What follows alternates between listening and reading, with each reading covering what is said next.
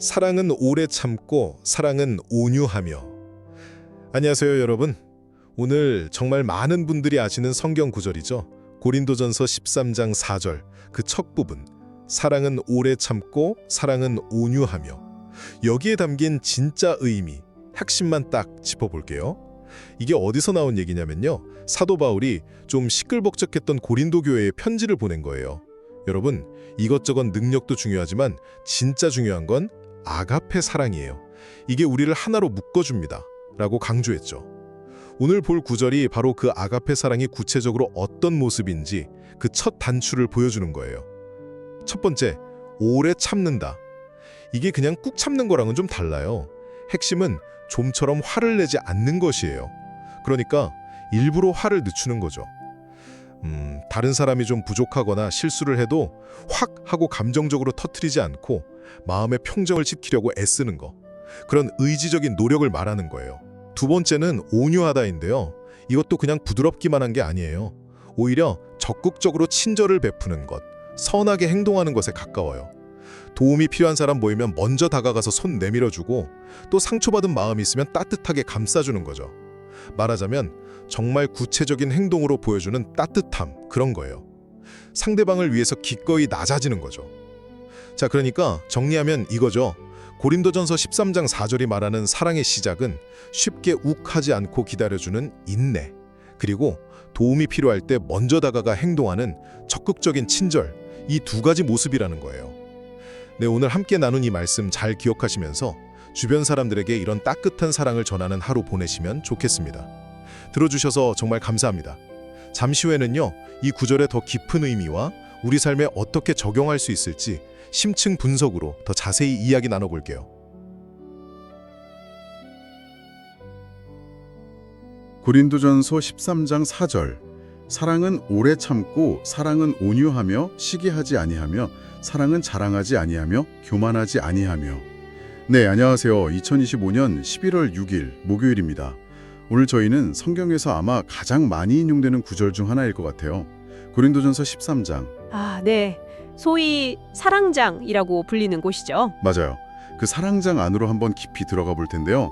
근데 오늘은 13장 전체를 다루는 건 아니고요. 네. 딱 한 구절, 바로 4절 말씀에만 저희가 온전히 집중해서 그 의미를 한번 파헤쳐 보려고 합니다.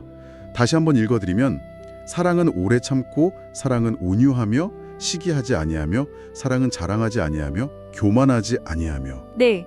이 짧은 구절 안에 사실 엄청난 내용이 담겨 있죠. 그러니까요. 이 구절을 제대로 이해하려면 먼저 여기서 말하는 사랑, 이게 우리가 그냥 평소에 쓰는 그 사랑과는 좀 다르다는 걸 짚어야 할 것 같아요. 보통 사랑하면 감정, 이런 걸 떠올리잖아요. 네, 아주 중요한 시작점입니다. 여기서 사용된 헬라어 단어가 아가페인데요.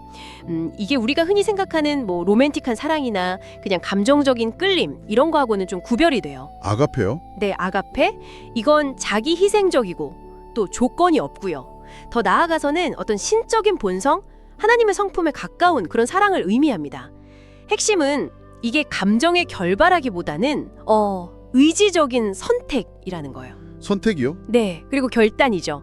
그리고 구체적인 행동으로 나타나는 것. 이게 중요해요. 와, 다른 사람의 유익을 위해서 나를 기꺼이 내어주는, 어쩌면 내 본성, 내 이기심을 거스르는 그런 결단에 가까운 사랑이라고 할 수 있죠.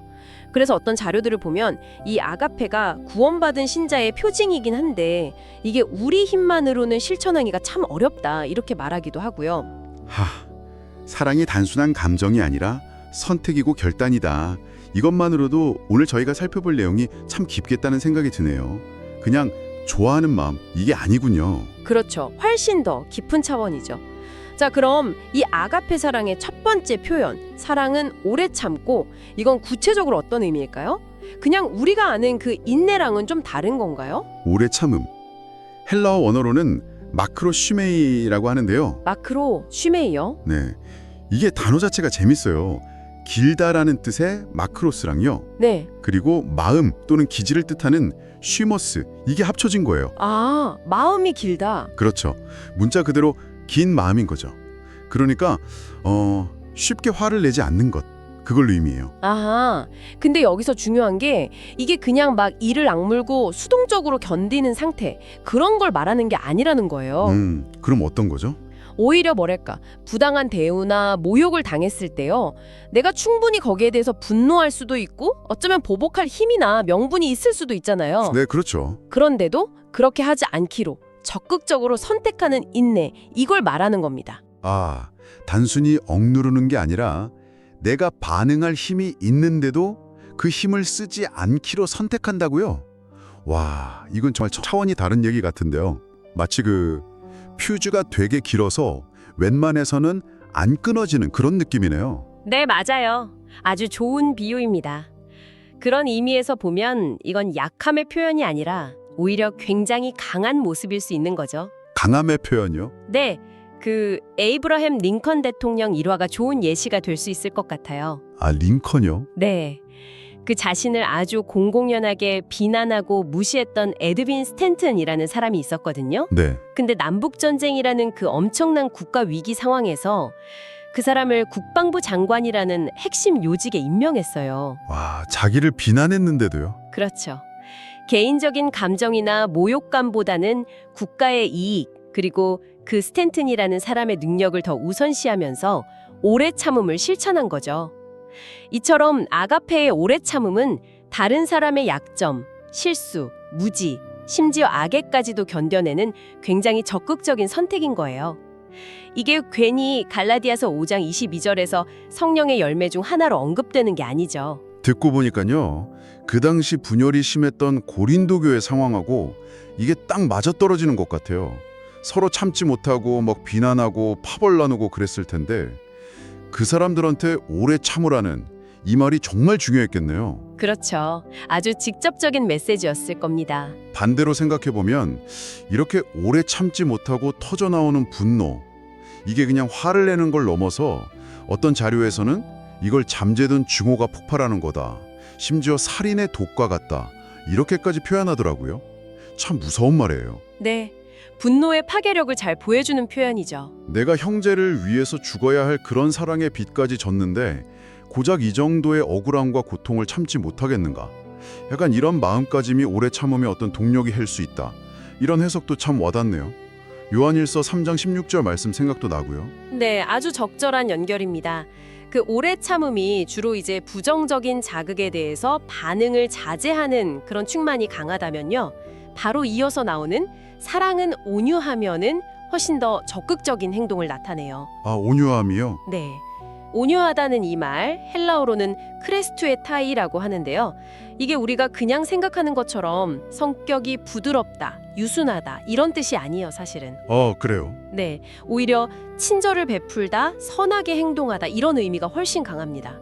다른 사람의 필요에 관심을 가지고 실제로 도움을 주고 자비를 베푸는 아주 적극적인 선행이죠. 골로새서 3장 12절에 나오는 자비, 크레스토테스라는 단어랑 같은 어근을 가지고 있어요. 그렇군요. 그럼 오래 참음이 상대방의 잘못이나 공격에 대해서 인내하면서 하지 않는 것에 좀 초점이 있다면 이 온유함 혹은 친절함은 상대방의 필요를 향해서 내가 먼저 다가가서 하는 것에 초점이 있는 거네요. 정확합니다. 뭔가 상처 입은 사람을 부드럽게 감싸주고 필요한 걸 채워주는 그런 모습이 그려지는데요. 어떤 분이 이걸 기독교가 작업복을 입은 모습이다 이렇게 표현했다는 얘기도 들었는데 정말 딱 맞는 비유 같아요. 실제 행동으로 나타나는 사랑이니까요. 맞아요. 그 기독교가 작업복을 입었다는 표현 저도 참 좋아하는데요. 이 온유함 또는 친절이 그냥 감상적인 태도가 아니라 진짜 삶의 현장에서 땀 흘리면서 구체적으로 실천되는 사랑이라는 걸 너무 잘 보여주죠. 네네. 이건 역시 하나님의 성품, 로마서 2장 4절에 나오죠. 하나님의 인자하심, 그것을 반영하고 또 성령의 열매 중 하나입니다. 갈라디아서 5장 22절에요. 다른 사람을 향한 동정심, 자비로운 행동, 이것도 역시 감정에 따라 움직이는 게 아니라 의지적인 선택이자 삶의 방식인 거죠. 오래 참음이 약간 방어적인 미덕이라면 온유함, 이 친절은 공격적인 미덕이다. 이렇게 말할 수도 있겠네요. 오래 참음과 온유함, 친절함, 이 두 가지 긍정적인 행동 방식에 이어서 이제 사랑이 하지 않는 것들에 대한 이야기가 나오네요. 시기하지 아니하며, 이 부분, 시기심, 질투, 이거 인간관계에서 정말 흔하잖아요. 네, 그렇죠. 이제부터는 사랑이 거부하는 것들, 부정적인 속성들이 나옵니다. 첫 번째가 시기하지 아니하며. 헬라어로는 우젤로이예요. 오젤로이. 네. 여기서 젤로라는 동사 자체가 원래 뜻이 끓어오르다, 뜨거워지다 이런 의미를 가지고 있어요. 이게 긍정적으로 쓰이면 열심을 의미하기도 하는데 여기서는 명백히 부정적인 의미죠. 다른 사람이 가진 좋은 것들, 뭐 재능이나 소유, 지위, 아니면 영적인 은사 같은 것들을 보고 속상해하고 미워하는 그 파괴적인 시기, 나 질투, 이걸 의미하는 겁니다. 셰익스피어가 질투를 뭐라고 했죠? 녹색 눈을 한 괴물이라고 했잖아요. 아, 맞아요. 녹색 눈의 괴물. 그만큼 이게 강력하고 파괴적인 감정이라는 거죠. 본질적으로 사랑과 시기는 같이 갈 수가 없어요. 호기심이군요. 왜 저 사람은 저런 복을 받는데 나는 아니지? 라던가 아, 저 사람이 가진 건 나도 갖고 싶다. 이런 마음이 들 때가 분명히 있는데요. 진정으로 아가페 사랑을 한다면 다른 사람의 잘됨을 그냥 내 기쁨처럼 여기고 진심으로 축하해줘야 한다는 그런 의미겠네요. 네, 정확합니다.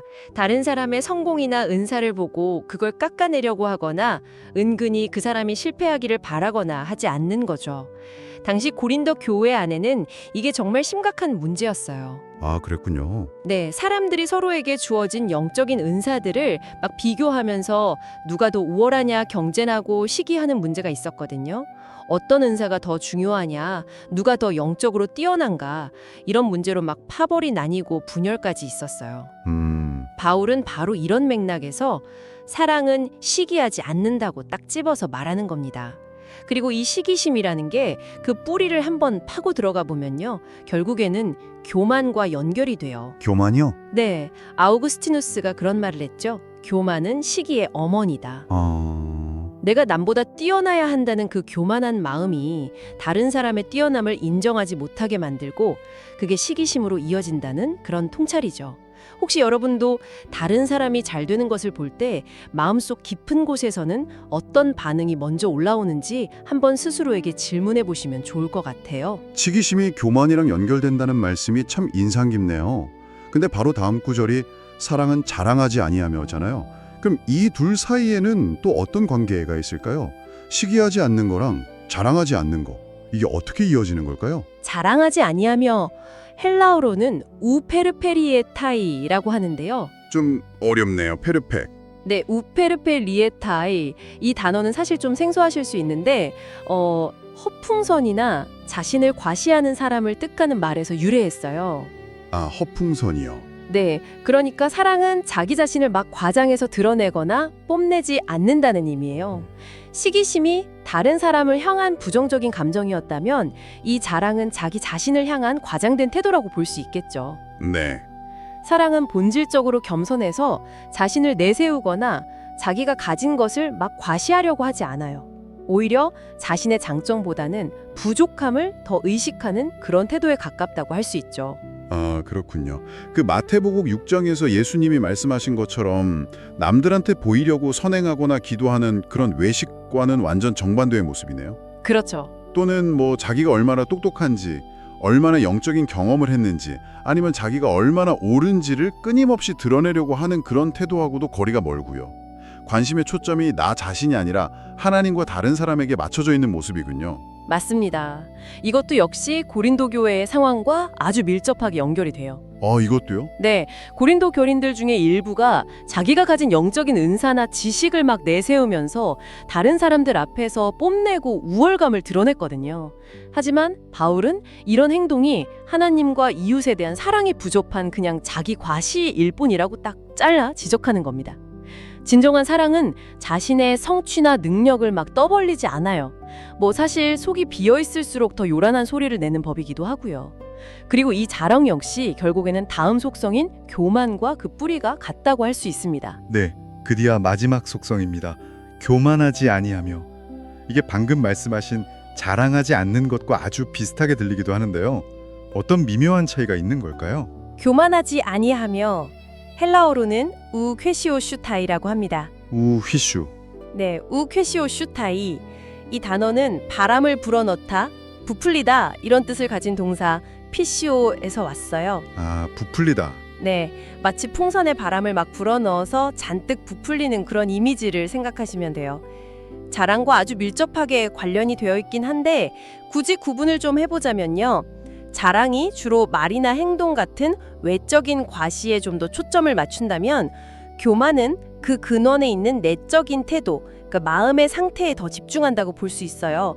스스로를 실제보다 더 중요하고 대단하게 여기는 그 내면에 부풀려진 자아식 같은 거죠. 아하, 그러니까 겉으로 막 허풍 떨면서 자랑하는 그 행동뿐만 아니라 그 이전의 마음속에서부터 스스로를 대단하다고 여기고 막 부풀리지 않는 것 그 자체군요. 다른 사람보다 내가 더 낫다 이렇게 생각하는 우월감 자체를 거부하는 어떤 내적인 겸손함 이렇게 이해하면 될까요? 네, 정확히 그렇습니다. 바울이 이 피시오라는 단어를 고린도전서에서 유독 여러 번 사용하거든요. 네. 고린도전서 4장 6절, 18절, 5장 2절, 8장 1절 등등 여러 군데 나오는데 이게 왜 그러냐면 고린도 교회의 그 분열과 파당 문제의 핵심 원인이 바로 이 교만이었기 때문이에요. 아, 스스로를 높이고 다른 파벌이나 성도들을 낮춰보는 그 교만한 태도, 그게 공동체를 병들게 했던 거죠. 사랑은 이렇게 자아를 비정상적으로 팽창시키는 것을 거부합니다. 앞에서 이야기했던 시기심이나 자랑 같은 문제들도 결국에는 이 교만이라는 뿌리에서 나오는 경우가 많아요. 이 모든 부정적인 속성들, 시기, 자랑, 교만은 결국 자기중심성에서 비롯되는 거고 아가페 사랑은 철저하게 이것들을 거부하고 이타적인 방향을 향하는 거죠. 자, 오늘 이야기 한번 정리해 볼까요? 저희는 오늘 고린도전서 13장 4절 이 단 한 구절에 담긴 5가지 사랑의 속성을 아주 깊이 들여다봤습니다. 사랑은 오래 참고, 사랑은 온유하며, 친절하며, 시기하지 아니하며, 자랑하지 아니하며, 교만하지 아니하며. 이 말씀들을 하나하나 이렇게 곱씹어 보니까요.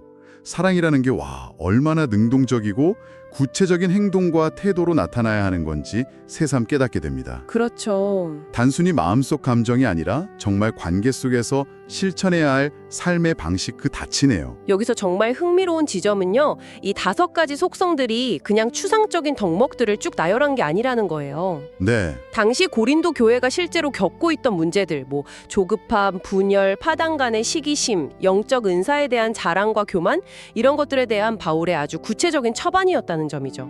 그들의 아픈 곳을 정확히 짚은 거군요. 네, 그러면서 그 해답으로 아가페 사랑의 실천을 제시하고 있는 거예요.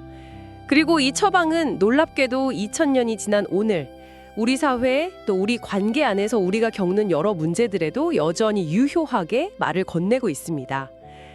여러분 각자에게는 오늘 저희가 나눈 이 사랑의 모습들, 오래 참음, 온유함, 친절, 시기하지 않음, 자랑하지 않음, 교만하지 않음, 이 중에서 어떤 부분이 가장 깊이 와닿으셨나요? 혹은 어떤 부분이 가장 큰 도전으로 느껴지시는지요? 그렇다면 이 모든 이야기들이 우리에게 궁극적으로 말해주는 바는 무엇일까요? 아마도 아가페 사랑은 결코 수동적이거나 감상적인 게 아니라 정말 철저히 능동적이고 의도적이고 이타적인 선택과 행동이라는 점, 바로 이것일 겁니다. 네, 핵심이죠. 내 기분이나 감정에 따라 움직이는 게 아니라 때로는 내 본성이나 이기심을 거스르더라도 다른 사람의 유익을 위해서 선택하고 또 실천하는 것, 이것이 바로 하나님께서 보여주신 그 사랑의 본질을 닮아가는 길이 아닌가 하는 그런 메시지겠죠.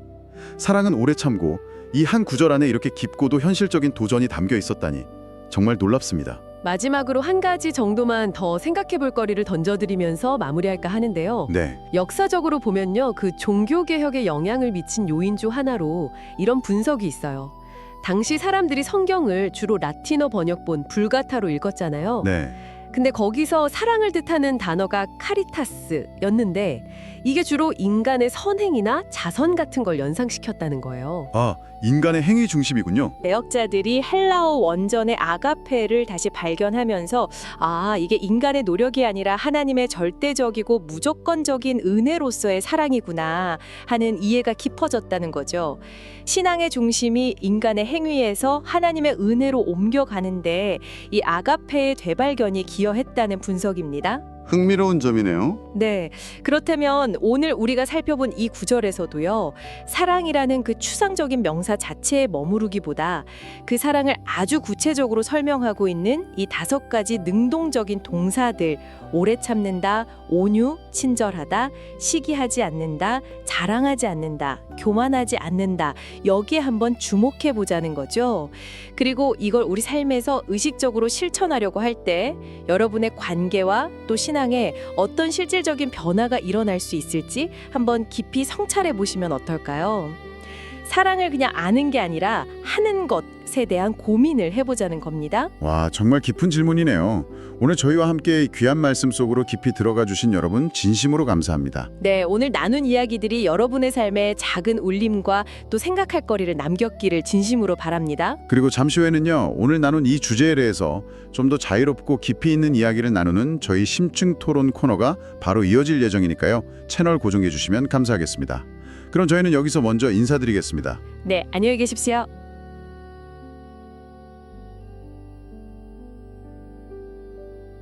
고린도전서 13장 4절 사랑은 오래 참고 사랑은 온유하며 시기하지 아니하며 사랑은 자랑하지 아니하며 교만하지 아니하며 The Debate에 오신 것을 환영합니다. 오늘 저희는 성경에서 참 많은 사람들이 마음에 깊이 새기는 구절이죠. 고린도전서 13장 4절. 사랑은 오래 참고 사랑은 온유하며 시기하지 아니하며 사랑은 자랑하지 아니하며 교만하지 아니하며 바로 이 구절에 담긴 그 사랑의 본질, 그 깊은 의미를 함께 좀 탐구해 볼까 합니다. 네, 정말 시대를 초월해서 많은 이들에게 큰 울림을 주는 말씀인데요. 그런데 이 구절이 말하는 사랑, 그 핵심을 어떻게 이해해야 할까에 대해서는 뭐랄까 흥미로운 관점의 차이가 좀 있는 것 같아요. 오늘 우리가 좀 중점적으로 다뤄볼 질문은 바로 이겁니다. 여기서 묘사되는 사랑이라는 것이 주로 우리의 어떤 감정 상태와는 좀 별개로 의지를 통해서 선택하고 또 실천하는 그런 어떤 행동에 무게중심이 있는 걸까요?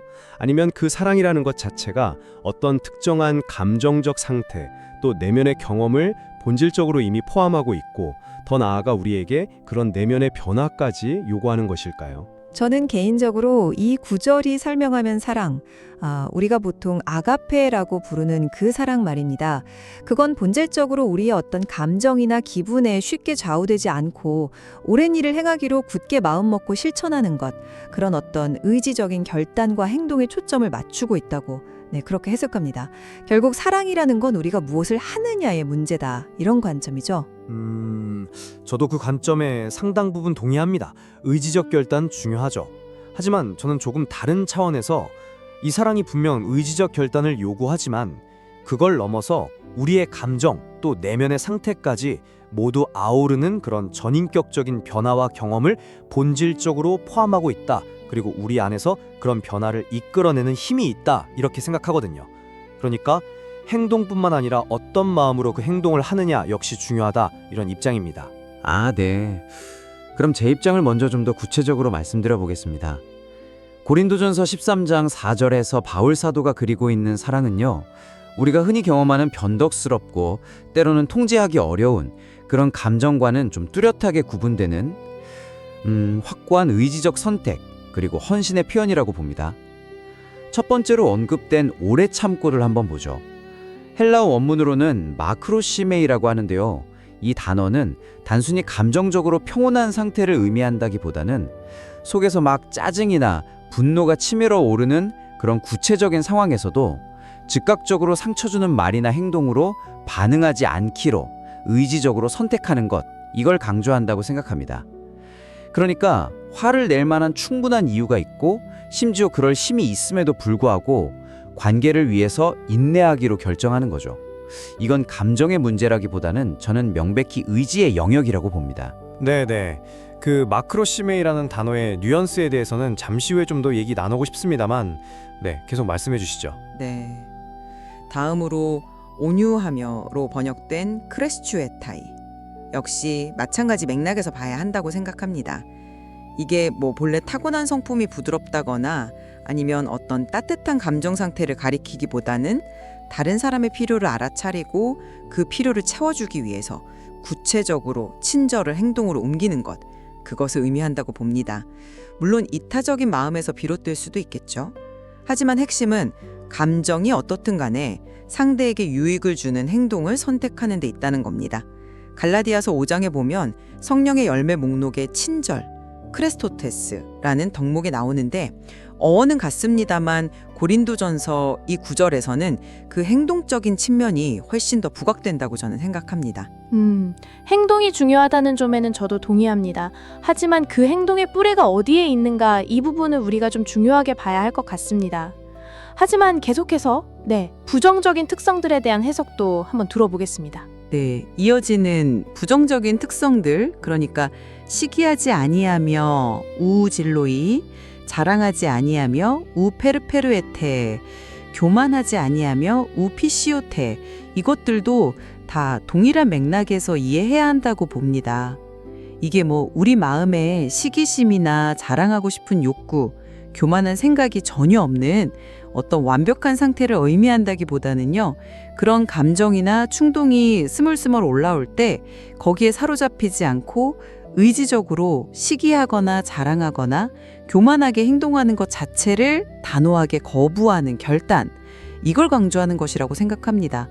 당시 고린도 교회가 겪었던 문제들을 생각해 보면 예를 들어 파벌 다툼이라든지 영적 은사를 내세우면서 서로 경쟁하는 모습, 또 사회적 지위를 과시하려는 그런 분위기, 이런 걸 떠올려 보면 바울이 이런 외적인 행동의 통제, 즉 사랑의 실천을 얼마나 중요하게 여겼는지 분명해지거든요.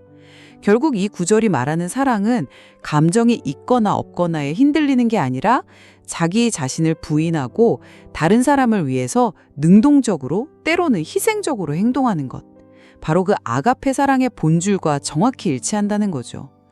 결론적으로 말씀드리면 사랑은 감정이 아니라 의지적인 선택이고 행동이다, 이겁니다. 상당히 설득력 있는 설명이 있습니다. 특히 고린도 교회의 그 구체적인 상황을 고려했을 때 행동의 중요성을 강조한 점은 분명히 타당해 보입니다. 하지만 저는 바울이 여기서 제시하는 사랑의 이상적인 모습이 단순히 어떤 의지적 행동 목록을 쭉 나열하는 것을 넘어선다고 생각해요. 오히려 이런 행동들이 진정으로 가능하게 하고 또 이게 억지가 아니라 자연스럽게 흘러나오게 만드는 어떤 특정한 내면의 상태, 또 감정적인 경험을 본질적으로 포함하고 있다. 그리고 우리에게 그런 내적 성숙을 요구하고 있다고 저는 봅니다. 먼저 오래 참음, 즉 마크로 슈메이를 다시 한번 살펴보죠. 말씀하신 대로 의지적 선택의 측면 분명히 있습니다. 그런데 이 단어의 어원을 좀 더 깊이 들여다보면요, 길다, 마크로스라는 말과 마음, 영혼, 기질, 소모스라는 두 단어가 합쳐진 거거든요. 그러니까 문자 그대로 긴 마음 혹은 긴 호흡을 가진 상태, 즉 쉽게 분노하거나 조급해지지 않는 내면의 어떤 성품 혹은 마음 상태 자체를 더 본질적으로 가리킨다고 볼 수 있습니다. 단순히 겉으로 분노를 꾹 참는 것이 아니라 내면적으로 분노에 더디고 평온함을 유지하는 상태, 그것을 지향하는 것이죠. 그래서 갈라디아서 5장 22절에서도 오래 참음, 마크로 쉬미아가 단순히 감정을 억누르는 능력인 절제, 앵크라테이아와는 별도로 성령께서 우리 안에 맺으시는 아주 귀한 열매로 언급된 것이 아닐까, 저는 그렇게 생각합니다. 흥미로운 지적이십니다. 하지만 그 긴 마음이라는 상태 자체가 결국 꾸준한 의지적 훈련과 반복된 선택의 결과로 형성되는 것은 아닐까요? 다시 말해 결국 의지가 선행되어야 그런 성품도 길러지는 것 아니냐는 거죠. 네, 물론입니다. 의지적 노력은 필수적이죠. 하지만 그 노력이 목표하는 바가 단순히 겉으로 드러나는 행동을 통제하는 데 그치는 것이 아니라 우리 내면 깊은 곳의 변화, 즉 성품 자체의 변화에 있다는 점이 중요하다고 생각합니다. 온유하며, 즉 크레스튜에타이도 마찬가지예요. 이게 단지 의무감 때문에 마지못해 베푸는 그런 형식적인 친절이라면 깊은 울림을 주기가 어렵겠죠. 오히려 골로새서 3장 12절에서 권면하듯이 하나님의 택함받은 거룩하고 사랑받는 자로서 마땅히 덧입어야 할 긍휼과 자비와 겸손과 온유와 같은 마음, 즉 깊은 연민과 부드러운 마음에서 자연스럽게 흘러나오는 태도와 그에 따른 행동을 의미한다고 봐야 더 적절할 것 같습니다. 계산적인 친절이 아니라 마음에서 정말 우러나오는 진정한 따뜻함이죠. 시기하지 않음, 자랑하지 않음, 교만하지 않음 역시 같은 맥락으로 봐야 합니다. 단순히 시기하거나 자랑하거나 교만한 행동을 의지로 억누르는 차원을 넘어서서 다른 사람의 성공이나 은사를 볼 때 진심으로 함께 기뻐하고, 이게 로마서 12장 15절에 즐거워하는 자들과 함께 즐거워하라는 말씀과도 연결되겠죠. 또 자신을 내세우려는 욕구 자체가 없는 어떤 겸손한 내면의 상태, 그것을 반영하는 것이라고 생각합니다. 아가페는 물론 의지력 선택으로 시작될 수 있습니다. 하지만 성령님의 도우심 안에서 그 사랑이 자라날 때 우리의 감정과 생각, 인격 전체를 변화시키고 성숙시키는 그런 전인격적인 경험이 되는 것이라고 저는 믿습니다. 행동뿐만 아니라 마음의 상태, 그 동기까지 포함하는 것이죠. 네, 일리가 있습니다. 사랑이라는 것이 감정과 완전히 동떨어진, 무미건조한 것일 수는 없겠죠. 그럼에도 불구하고 저는 여전히 이 구절의 핵심 강조점은 의지적 행동에 있다고 생각합니다. 다시 오래 참은 마크로슈메이로 좀 돌아가 보죠. 어떤 학자들은 이 단어의 이미지를 그 천천히 타는 장작 롱버닝에 비유하기도 합니다.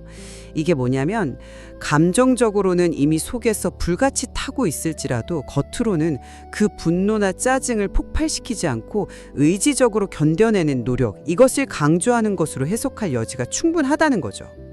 서로 막 다투고 쉽게 분열했던 그 고린도 교인들의 상황을 고려하면 바울은 그들의 감정 상태가 어떻든 간에 우선 관계를 파괴하는 행동만큼은 제발 멈추라고 강력하게 권면하는 것입니다.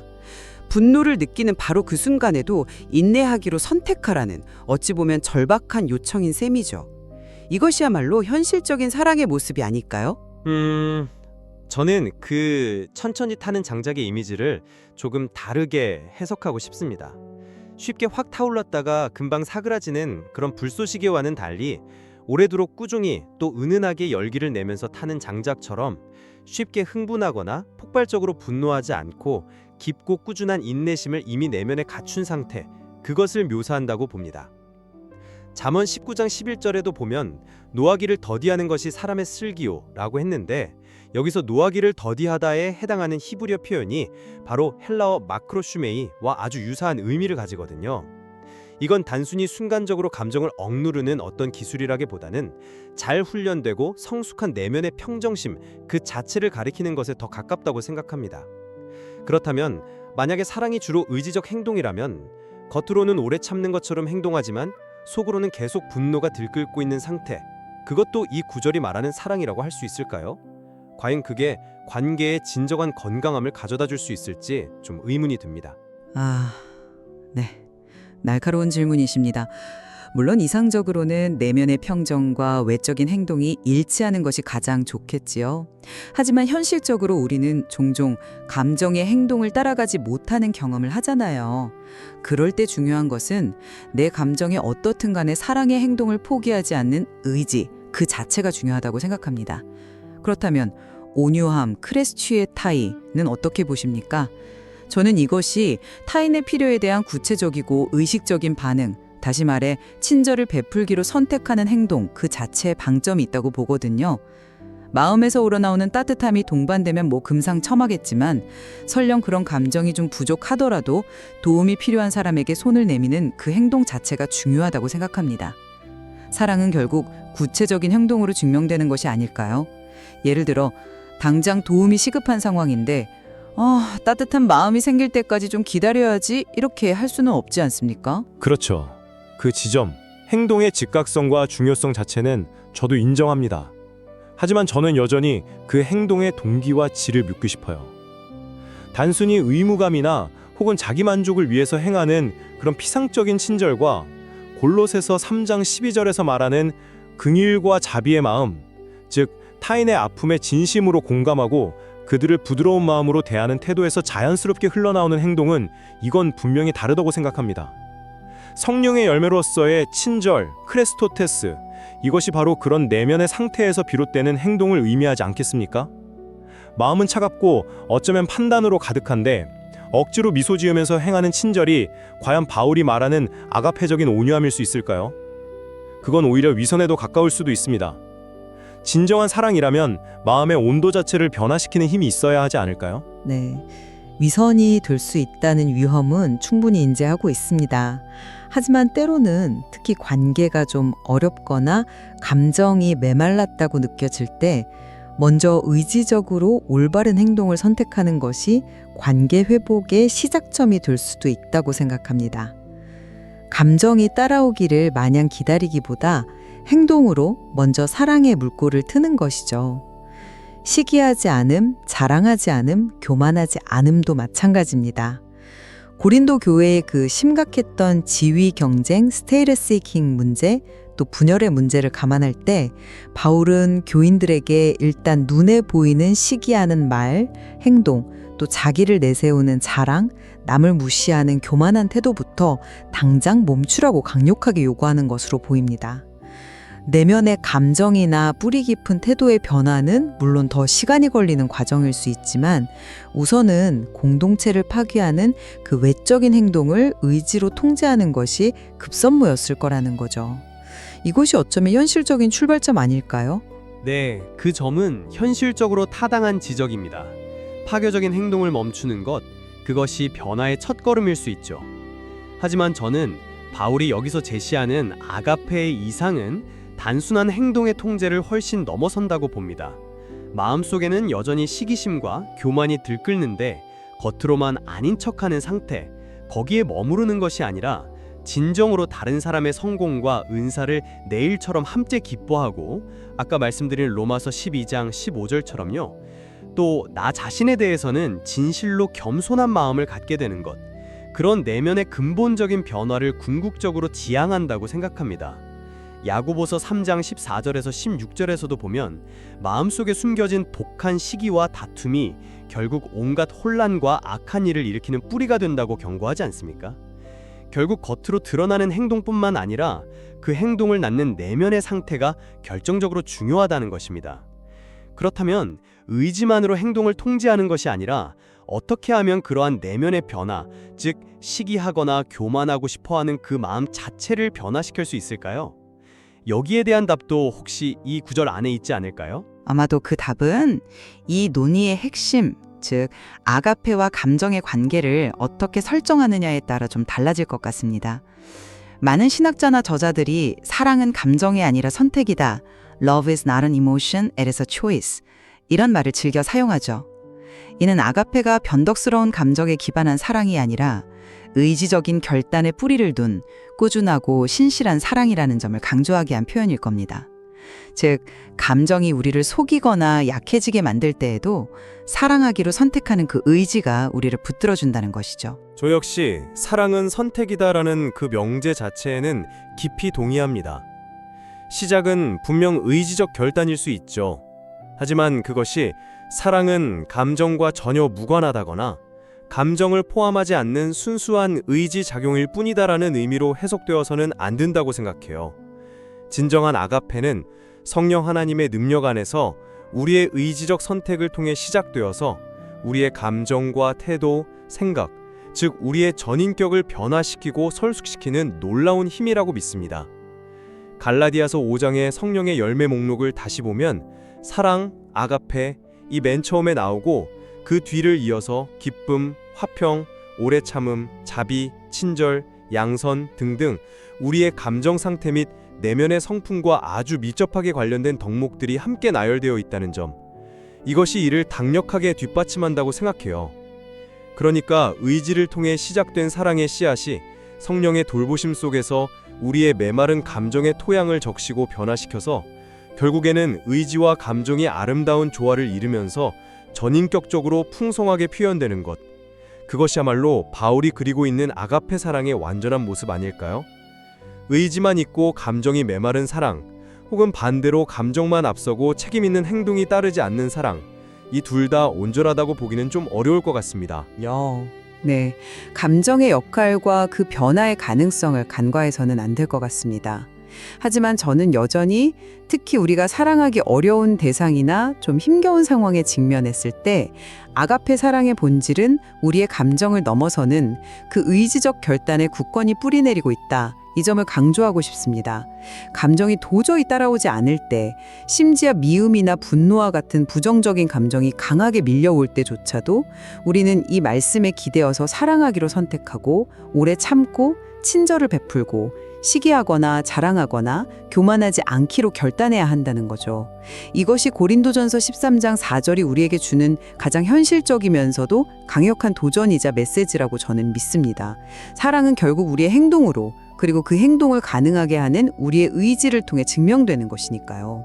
저는 그 의지적 결단의 중요성, 그리고 시작점으로서의 역할, 이걸 전적으로 인정하면서도 그 결단이 궁극적으로 목표하는 지점은 단순한 외적 행동의 변화를 넘어선다고 다시 한번 말씀드리고 싶습니다. 진정한 아가페는 우리의 내면 가장 깊은 곳, 즉 우리의 감정과 태도, 생각과 동기까지 새롭게 빚어가는 그런 전인격적인 변화의 여정이라고 생각합니다.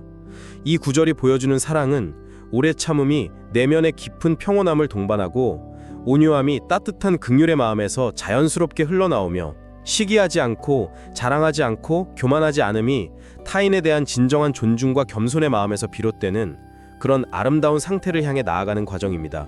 의지로 씨앗을 뿌리되 성령님의 도우심으로 우리의 마음밭을 잘 가꾸어서 감정과 인격의 열매를 풍성히 맺어가는 것. 그것이 바로 고린도전서 13장 4절이 우리에게 보여주는 사랑의 놀라운 깊이와 가능성이라고 생각합니다. 네, 오늘 저희는 고린도전서 13장 4절이라는 비록 짧지만 참 깊은 울림을 주는 이 말씀을 통해서 사랑의 본질에 대한 두 가지 중요한 관점을 함께 나누어 보았습니다.